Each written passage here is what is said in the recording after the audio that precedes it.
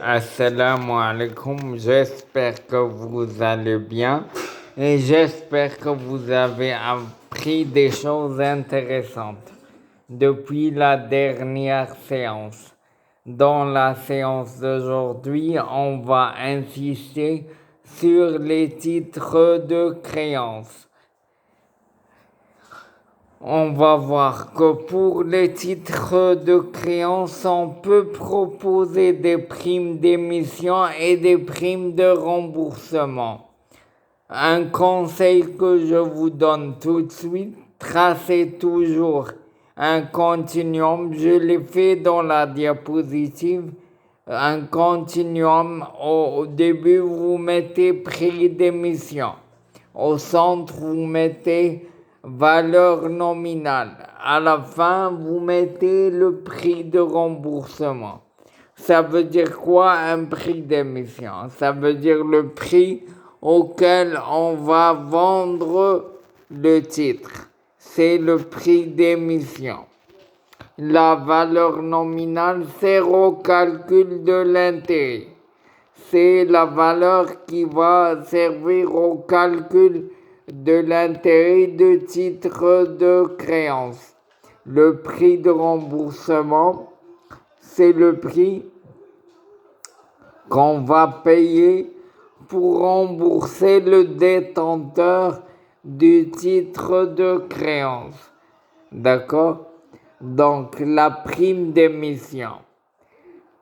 Il y a une prime d'émission lorsque le prix d'émission est supérieur à la valeur nominale. Dans ce cas, on dit qu'il y a... je répète. Lorsque le prix d'émission est inférieur à la valeur nominale, il y a une prime d'émission. Donc, on dit dans ce cas que l'émission est faite au-dessus du pair.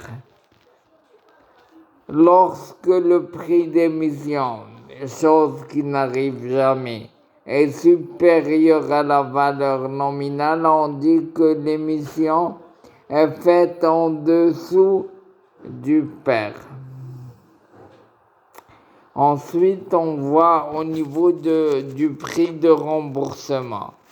Lorsque le prix de remboursement est supérieur à la valeur nominale, eh bien le remboursement est fait au-dessus du pair.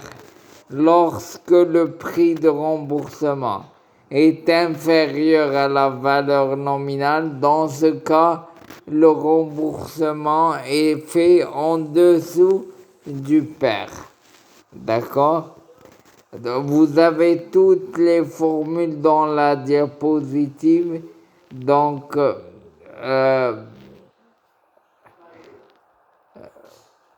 ce sont toutes les formules pour le calcul des primes, vous les avez dans la diapositive. Donc, mais sachez que pour un titre de créance, les primes d'émission et les primes de remboursement sont des moyens pour attirer l'attention des souscripteurs potentiels. D'accord? Salam alaikum.